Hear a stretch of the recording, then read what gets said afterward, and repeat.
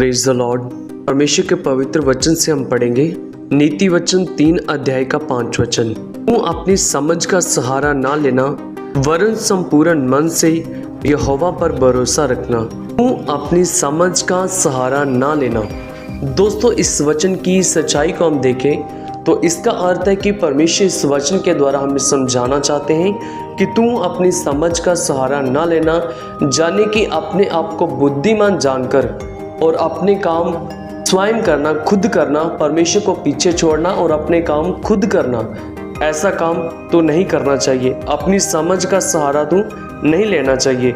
यदि तू अपनी समझ का सहारा लेता है तो ऐसे ही पवित्र आत्मा के द्वारा एक वचन लिखा हुआ है, जैसे कि संत पौलुस रोमियो की कलीसिया को कहते हैं, रोमियो 1 अध्याय का 22 वचन, वे अपने आप को बुद्धिमान जताकर मूर्ख बन गई। यदि आप अपने आप को बुद्धिमान समझते हो, बुद्धिमानी के काम खुद करते हो बुद्धिमान जानकर, तो आप मूर्ख हो परमेश्वर के वचन के अनुसार।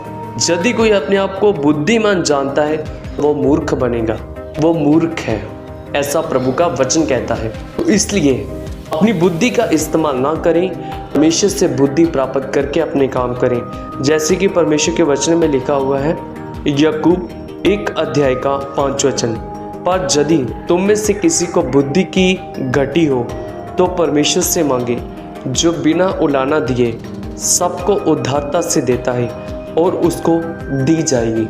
यदि आप बुद्धिमान बनना चाहते हैं और अपने आप को बुद्धिमान जिताना चाहते हैं, वो बुद्धि आप परमेश्वर से प्राप्त करें, जो आपको बिना उलाने और उदारता से देगा, और आप मूर्ख कभी नहीं बनेंगे, क्योंकि परमेश्वर की बुद्धि स्वर्ग से उतरती है। वो आपको मूर्ख नहीं बुद्धिमान मनुष्य बनाएंगे।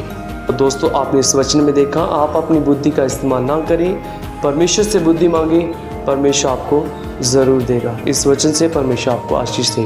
Praise the Lord.